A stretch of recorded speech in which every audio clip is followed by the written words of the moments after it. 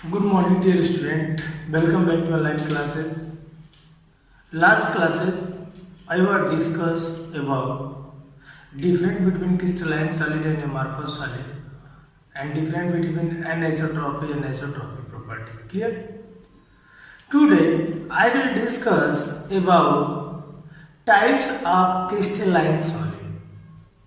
Types of crystalline solid on the basis of constituent particles. Understood means कहने का कि जो क्रिस्टलाइन सॉलिड के तीन कॉन्स्टेंट पार्टिकल्स हैं जो आप लोगों को मैंने बताया था कि किसी भी मैटर का या सॉलिड का तीन ही हमारा कॉन्स्टेंट पार्टिकल्स है जिसको कहते हैं atom molecules and ion. Clear?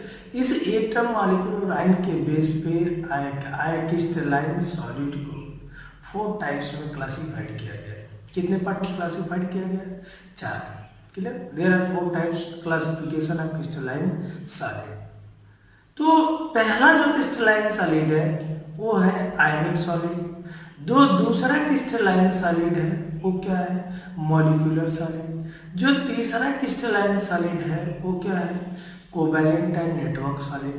जो चौथा है वो क्या है? Metallic solid. क्लियर?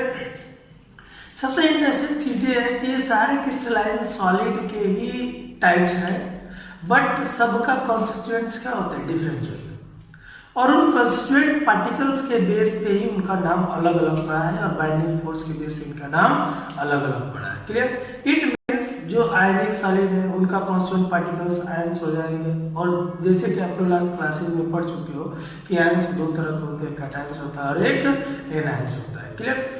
अब इसके बीच में जो बाइंडिंग फोर्स लगेगा वो क्या होगा? इलेक्ट्रोस्टैटिक से कूलम्बियन फोर्स लगेगा। क्लियर?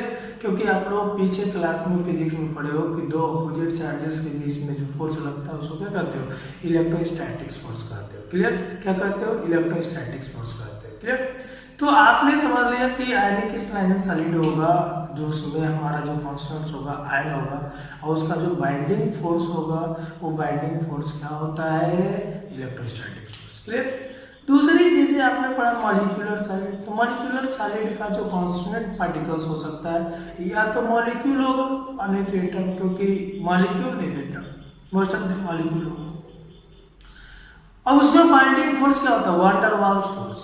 कौन सा होता है? Van der Waals force. Clear? Van der Waals force 2 molecules होने करता है, होल्ड किया रहता है। क्लियर? या और भी फोर्सेज होते हैं, डाइपोल डाइपोल इंटरेक्शन होता है, हाइड्रोजन बॉन्डिंग होती है और लंडन फोर्स भी होता है। क्लियर? इन मॉलिक्यूलर कॉन्स्टिट्यूएंट को बाइंडिंग करने के लिए फोर्स हमारे क्या होते हैं? रिस्पॉन्सिबल होते हैं। क्लियर? नेक्स्ट जो हमारा होता है कोवैलेंट एंड नेटवर्क सॉलिड। तो कोवैलेंट एंड नेटवर्क सॉलिड में कोवैलेंट बॉन्ड ही होता है जो बाइंडिंग फोर्स का काम करता है, और इसमें एटम भी हमारा और मॉलिक्यूल दोनों भी इसके भी कॉन्स्टिट्यूएंट्स हो सकते हैं। क्लियर? नेक्स्ट जो हमारा लास्ट है वो है मेटालिक क्रिस्टलाइन सॉलिड। क्लियर? नाम से ही क्लियर हो रहा है कि इसके कॉन्स्टिट्यूएंट्स क्या हो सकते हैं? मेटल्स हो सकते हैं। क्या हो सकते हैं? मेटल्स हो सकते हैं, और उसमें metal ions in clouds, electron. Clear? Metal ion in electron cloud. Clear? Means जो इलेक्ट्रॉन क्लाउड के रूप में, कर्नल्स के रूप में उसमें प्रेजेंट होते हैं, वही एटम से क्या हो सकते हैं? कॉन्स्टिट्यूएंट्स हो सकते हैं। मीन्स मेटालिक बॉन्ड को, मेटालिक क्रिस्टलाइन सॉलिड के बीच में जो बाइंडिंग फोर्स होगा वो मेटालिक बॉन्ड होगा। क्या होगा? मेटालिक बॉन्ड होगा। क्लियर? अब हम लोग उसको डिटेल स्टडी करते हैं एक एक करके, और मैं यहीं पे एक्सप्लेन करूंगा, आप लोग इसको क्लियर समझ में आ जाएगा, क्योंकि यहाँ से हमारा कॉम्पिटिटिव और बोर्ड से इस क्वेश्चन पूछे जाते हैं। क्लियर? और आप लोग क्लियर समझोगे? ध्यान दीजिएगा, अगर आपसे कोई पूछ दे types of crystalline solid, types of crystalline solid on the basis of constituent particles. Clear? अभी मैंने बताया हूं कि टाइप्स ऑफ क्रिस्टलाइन सॉलिड, पहला हमारा क्या होगा? आयनिक क्रिस्टलाइन सॉलिड। क्या होगा? आयनिक क्रिस्टलाइन सॉलिड। दूसरा हमारा क्या होगा? Molecular solid. क्या होगा? Molecular solid. ध्यान दीजिएगा बेटा, मॉलिक्यूलर सॉलिड। जो तीसरा हमारा होगा वो क्या होगा? कोवैलेंट और network solid. Network solid. Clear? मेरे समझ में आ रहा होगा? आप लोग समझ में आ रहा है? लास्ट जो फोर्थ पॉइंट है वो है मेटालिक सॉलिड। क्या है? Metallic solid, crystalline solid, crystalline solid. या केवल मेटालिक लिख दोगे तभी समझ में आ जाएगा। देखो फर्स्ट चीज आयनिक, their constituent particles is ion. Second is molecular solid, molecular crystalline solid, their constituent particles is molecules. Third is covalent or network solid, their constituent particles is atoms. Fourth is metallic solid, their constituent is metal ion in cloud, metal ion in cloud या kernel electron या kernel mobile electrons। Clear? अगर मैं यहाँ पे लिख दूं, ध्यान दीजिएगा आप लोग, अगर मैं इसके यहाँ पे मेंशन कर रहा हूँ कॉन्स्टिट्यूएंट्स, कॉन्स्टिट्यूएंट्स पार्टिकल, कॉन्स्टिट्यूएंट्स अगर पार्टिकल्स देख दो, ध्यान दीजिएगा आप लोग, तो आयनिक सॉलिड का मैंने बताया कि कॉन्स्टिट्यूएंट्स क्या होता है? आयंस होता है। क्या होता है? आयंस होता है। और ये आयंस दो तरह के होते हैं, एक हमारा क्या होता है? कैटायन, ये क्या होता है? कैटायंस। दूसरा क्या होता है? एनायंस। दूसरा क्या होता है? एनायंस। क्लियर? समझ में आ रहा होगा कि एक हमारा कैटायंस है, दूसरा क्या है? एनायंस है। क्लियर? अब यहाँ पे हम लोग मॉलिक्यूलर सॉलिड की बात करें तो मॉलिक्यूलर सॉलिड का जो कांस्टिट्यूएंट होगा वो क्या होगा? मॉलिक्यूल्स होगा। क्या होगा? मॉलिक्यूल्स होगा। क्लियर? क्या होगा? मॉलिक्यूल्स होगा। कोवैलेंट का क्या होगा? एटम या मॉलिक्यूल्स हो सकता है। क्या होगा? एटम होगा। मेटालिक सॉलिड का क्या होगा? क्या होगा? Metallic electron of cloud, metal electron of cloud या कर्नेल इलेक्ट्रॉन्स कह सकते हो, और mobile kernel electron, mobile kernel electron. Clear? इससे कॉन्स्टिट्यूएंट्स हो सकते हैं। अब देखो किसी भी क्रिस्टलाइन सॉलिड के बीच में कहते हो कि अगर सॉलिड है तो उनके बीच में जो फोर्स होगा इतना स्ट्रांग होगा कि जो दो कांस्टेंट पार्टिकल को स्ट्रांगली होल्ड किया रहे, जिससे हमारा सॉलिड सब्सटेंसेस क्या हो? रिजिड हो। क्लियर? और आप पीछे क्लास में जो पढ़ चुके हो कि क्रिस्टलाइन सॉलिड एक तरह का ट्रू सॉलिड है और एमॉर्फस सॉलिड एक तरह का क्या है? सूडो सॉलिड है। इसके पास में फ्लूइडिटी नेचर नहीं है, लेकिन एमॉर्फस सॉलिड में फ्लूइडिटी कैरेक्टरिस्टिक्स है। अंडरस्टूड? अब यहाँ पे हम लोग आते हैं जो दूसरा इसका समझेंगे पॉइंट। दूसरा पॉइंट हमको ये कहता है क्या? दूसरा पॉइंट हमको क्या बताता है? तो आप बता सकते हो बाइंडिंग फोर्स। क्या कह सकते हो? Binding force. एक क्वेश्चन पूछा जाता है, एक क्रिस्टल आयनिक सॉलिड का एग्जांपल दे देगा और पूछ देगा इसमें बाइंडिंग फोर्स क्या होगा। तो आप ध्यान दीजिएगा कि जब आयनिक सॉलिड में बाइंडिंग फोर्स पूछा जाए तो आप क्या कहोगे? Electrostatics force. क्या कहोगे? Statics force. ध्यान दीजिएगा, इलेक्ट्रोस्टैटिक्स फोर्स को कूलम्बियन फोर्स भी यहां पे कह सकते हो। क्लियर? इलेक्ट्रोस्टैटिक्स फोर्स या कूलम्बियन फोर्स। क्लियर? और इसके बीच में क्या होगा? Van der Waals force. क्या कहोगे? Van der Waals force. Van der Waals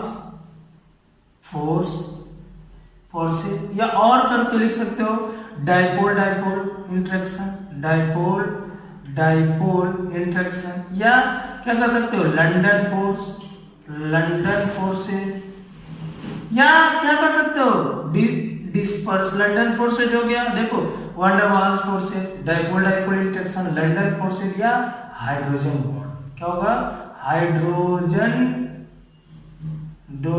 bond. Clear? आपको आना चाहिए चीज। इस बेसिस पे मॉलिक्यूलर सॉलिड को हम लोग तीन पार्ट में क्लासिफाई करते हैं, उसको हम लोग अलग समझेंगे। क्लियर? अब इसके बीच में जो फोर्स होगा वो क्या होगा? कोवैलेंट। कौन सा बॉन्ड होगा? Covalent bonding. Covalent bonding. जो इसका बॉन्डिंग फोर्स होगा वो कौन सा होगा? Covalent bonding. Clear? Next, metallic crystalline solid का जो बॉन्ड होगा फोर्स वो कौन सा होगा? Metallic bond. क्या होगा? Metallic bond. क्या होगा? Metallic bond. याद रखिएगा, ध्यान दीजिएगा, फिर मैं रिपीट कर रहा हूं। कि आयनिक सॉलिड के लिए जो बाइंडिंग फोर्स होता है दो आयन्स को होल्ड करने के लिए वो इलेक्ट्रोस्टैटिक फोर्स होता है। मॉलिक्यूलर सॉलिड मॉलिक्यूलर के कांस्टेंट्स को होल्ड करने के लिए जो फोर्स चाहिए वो या तो वान डर वाल्स फोर्स होगा, या तो डाइपोल डाइपोल इंटरेक्शन होगा, नहीं तो लंडन फोर्स होगा, नहीं तो हाइड्रोजन बॉन्डिंग होगा। क्लियर? कोवेलेंट या नेटवर्क सॉलिड को जोड़ने के लिए अगर जो बॉन्ड चाहिए वो हमारा क्या कोवेलेंट बॉन्डिंग या कोवेलेंट बॉन्डिंग फोर्स चाहिए। क्लियर? मेटालिक सॉलिड के कांस्टेंट को होल्ड करने के लिए क्या चाहिए? मेटालिक बॉन्डिंग चाहिए। क्लियर? ये सारे एक तरह के स्ट्रॉन्ग फोर्सेज है जो कांस्टेंट पार्टिकल को इतना स्ट्रांगली होल्ड किए रहते हैं जिससे वो पार्टिकल्स एक क्रिस्टलाइन सॉलिड या ट्रू सॉलिड का फॉर्मेशन कर सके। क्लियर? उसका एक डेफिनिट शेप हो सके, उसका एक डेफिनिट मास हो सके, उसका डेफिनिट एक वॉल्यूम हो सके। आई मीन आपको एक पूरा क्लियर एक फ्लो चार्ट आप लोगों को समझ में आया होगा। क्लियर?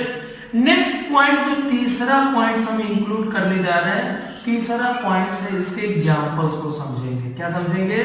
एग्जांपल मींस कि आयनिक सॉलिड के क्या एग्जांपल्स हो जाएंगे? जितने भी मान लो सोडियम क्लोराइड एक तरह का आयनिक क्रिस्टलाइन सॉलिड है, NaCl एक तरह का आयनिक क्रिस्टलाइन सॉलिड है, KCl भी एक तरह का आयनिक क्रिस्टलाइन सॉलिड है। क्लियर?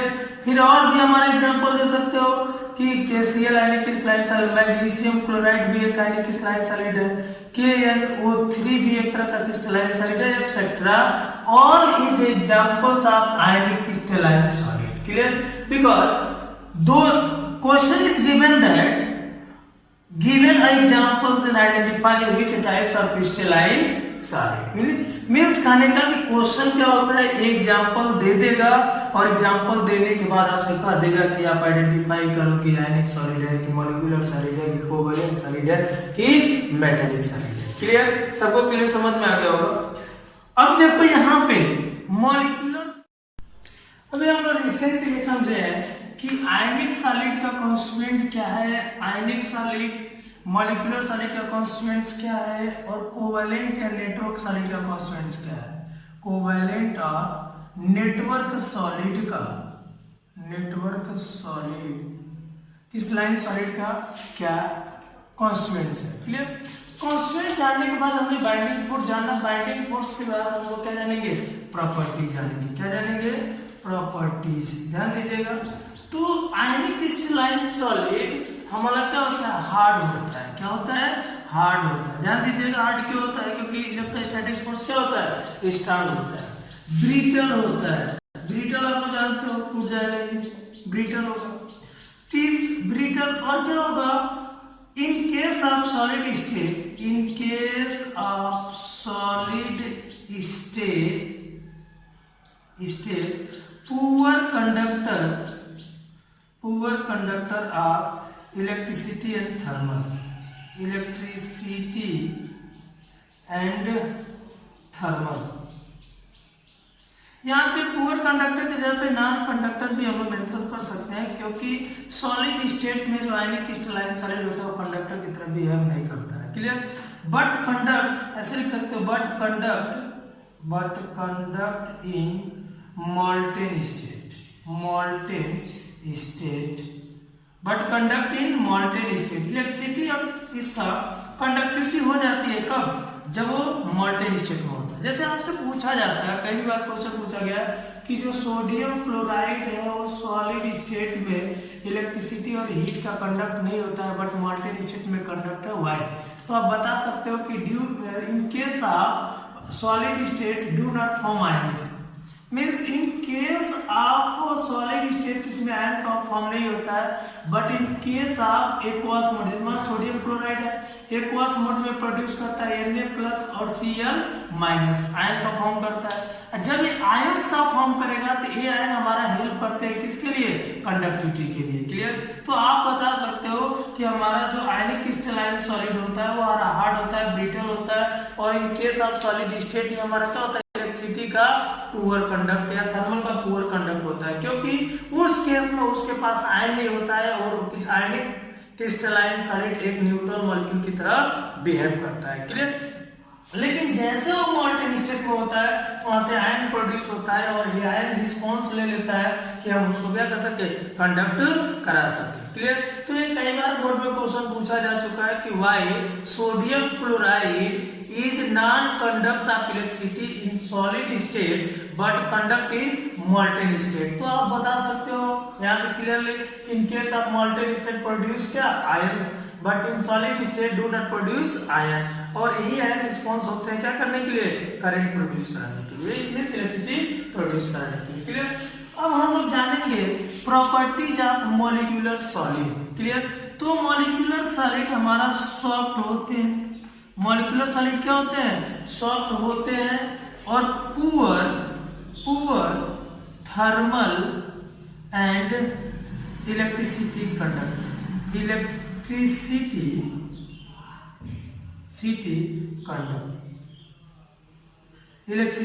कंडक्ट। क्लियर। समझ में आ गया होगा, ये पुअर होते हैं, थर्मल कंडक्टर, इलेक्ट्रिसिटी होते हैं। क्लियर। अब इसके बाद हम आते हैं कोवैलेंट एंड नेटवर्क सॉलिड में। तो कोवैलेंट और नेटवर्क सॉलिड में अब ध्यान दीजिएगा, वेरी हार्ड होते हैं जो कोवैलेंट और नेटवर्क सॉलिड होते हैं, एक्सेप्ट, ये ध्यान देना है, except carbon graphite. Carbon graphite को छोड़कर बाकी जो covalent and network crystalline solid है वो हमारे क्या होते हैं, वेरी हार्ड होते हैं। क्लियर। समझ में आ गया। और ये कह सकते हो कि poor conductor of electricity, poor conductor of thermal and electricity due except, यहां भी लिखोगे except carbon graphite, carbon graphite को छोड़कर। आप पढ़ते भी हो कि जो नॉन मेटल होते हैं सारे नॉन मेटल इलेक्ट्रिसिटी का कंडक्ट नहीं होता एक्सेप्ट कार्बन ग्रेफाइट। क्लियर। अब यहाँ पर भी कर रहे हैं कि सारे covalent and network crystalline solid hard होते हैं ग्रेफाइट को छोड़कर, क्योंकि ग्रेफाइट हमारा लुब्रिकेंट के रूप में भी यूज होता है, सॉफ्ट होता है। Clear. Poor conductor thermal of electricity, but हमारा ग्रेफाइट क्या होता है, इलेक्ट्रिसिटी का कंडक्ट होता है। एनी डाउट, समझ में आ गया होगा। नेक्स्ट जो पॉइंट है मेटालिक क्रिस्टलाइन सॉलिड, इसमें soft to very hard, means कुछ मेटल सॉफ्ट होते हैं, कुछ मेटल वेरी हार्ड होते हैं। क्लियर। और ये good conductor of electricity due to presence of mobile electron या फ्री इलेक्ट्रॉन्स। ये इलेक्ट्रिसिटी के को कंडक्ट होते हैं क्योंकि इनके पास क्या होता है, फ्री इलेक्ट्रॉन्स प्रेजेंट होते हैं। इलेक्ट्रिसिटी और थर्मल दोनों के कंडक्ट होते हैं, क्योंकि मोस्ट ऑफ देम कंडक्टर के रूप में हम लोग मेटल का ही यूज करते हैं। क्लियर। और बहुत जिनून जगह हम लोग सेमी कंडक्टर की कंडक्टिविटी राइज करके यूज करते हैं। क्लियर। जैसे आप कहते हो कि silver is a super conductor of electricity. Clear. तो सिल्वर एक तरह का सुपर कंडक्टर इलेक्ट्रिसिटी का है, क्योंकि उसकी रेजिस्टिविटी क्या होती है, जीरो होती है। क्लियर। नेक्स्ट हम लोग क्लासिफाई करेंगे मॉलिक्यूलर क्रिस्टलाइन सॉलिड। किसको क्लासिफाई करेंगे, मॉलिक्यूलर क्रिस्टलाइन सॉलिड। ध्यान दीजिएगा, मॉलिक्यूलर क्रिस्टलाइन सॉलिड को हम लोग तीन पार्ट में क्लासिफाइड करते हैं। पोलर मॉलिक्यूलर क्रिस्टलाइन सॉलिड, दूसरा क्या होगा, non polar molecular crystalline solid, और तीसरा क्या होगा, हाइड्रोजन बॉन्डिंग। क्या होगा, हाइड्रोजन बॉन्डिंग।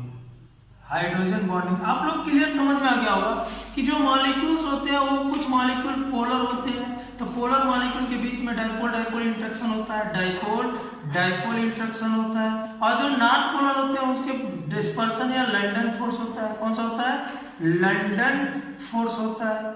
और इसके बाइंडिंग के बीच में क्या होता है, हाइड्रोजन बॉन्ड होता है। क्या होता है, हाइड्रोजन बॉन्ड होता है। अब देखो यहाँ पे ध्यान दीजिएगा कि जो मॉलिक्यूल्स हमारा पोलर हो, जिनके बीच में बाइंडिंग फोर्स क्या लग रहा हो, डाइपोल डाइपोल इंटरेक्शन हो रहा हो, वो हमारा किस तरह का मॉलिक्यूलर क्रिस्टलाइन सॉलिड कहलाएगा, पोलर मॉलिक्यूलर क्रिस्टलाइन सॉलिड कहलाएगा। जैसे एग्जांपल में आप कह सकते हो कि हमारा क्या है, HCl एक तरह का क्या है, पोलर मॉलिक्यूलर क्रिस्टलाइन सॉलिड है। क्लियर।